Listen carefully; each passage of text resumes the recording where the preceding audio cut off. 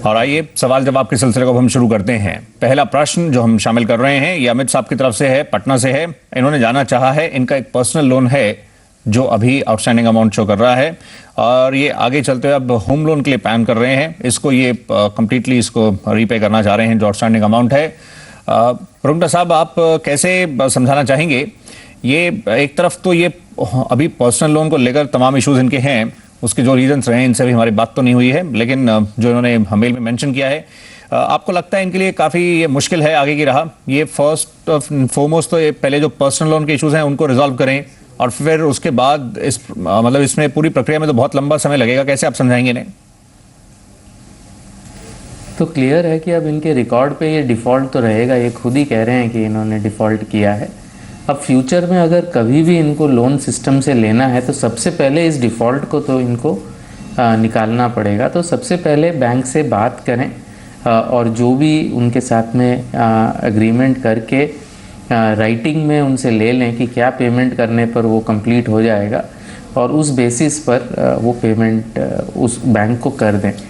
Payment करने से मैं क्लियर कर दूं, ऐसा नहीं है कि पेमेंट करते ही अब वो एलिजिबल हो जाएंगे, क्योंकि अब उनके रिकॉर्ड में दिखेगा कि उन्होंने डिफ़ॉल्ट किया था लेकिन उन्होंने वो डिफ़ॉल्ट को चुका दिया है और ये दिखते रहेगा आपके रिकॉर्ड पर।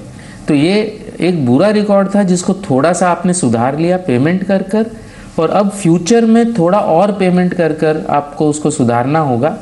होम लोन तो नहीं मिलेंगे आपको, कोई भी बैंक जल्दी से आपको होम लोन तो नहीं देगा, लेकिन अगर आपके पास कोई शेयर्स हैं, नेशनल सेविंग सर्टिफिकेट्स हैं, लाइफ इंश्योरेंस पॉलिसी है, गोल्ड की ज्वेलरी है, इसके अगेंस्ट में अगर आप लोन लेते हैं बैंकिंग सेक्टर से और उसको समय पर चुकाते हैं, या फिक्स डिपॉजिट के अगेंस्ट में एक क्रेडिट कार्ड ले लेते हैं उसको समय पर चुकाते हैं, तो धीरे धीरे आपकी एक अच्छी क्रेडिट बिल्ड होगी और ओवर टाइम 2 या 3 साल के बाद ऑल्दो आपका पुराना डिफ़ॉल्ट दिखेगा लेकिन उसके ऊपर अब आपने अच्छी क्रेडिट बिल्ड कर दी है।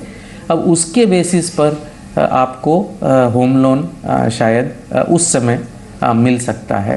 तो आपको पुराना जो हिसाब है उसको चुकाना होगा और नया एक नए सिरे से थोड़ा अच्छा रिकॉर्ड दिखाना होगा, उसके बाद ही आपको फ्रेश होम लोन मिलने की उम्मीद है। जी, तो अमित साहब, इसको आप इमीडिएटली क्लियर करने के लिए आगे बढ़ें। ये जितने आउटस्टैंडिंग आपके अमाउंट है इसमें देरी ना करें, आगे आपके लिए काफ़ी प्रॉब्लमेटिक रह सकता है। पहले ही इसमें आपके अकॉर्डिंगली जिस तरह से अब ये अमाउंट काफ़ी बढ़ चुका है तो इसमें फर्दर डिले ना करें। आइए अब अगला सवाल लेते हैं।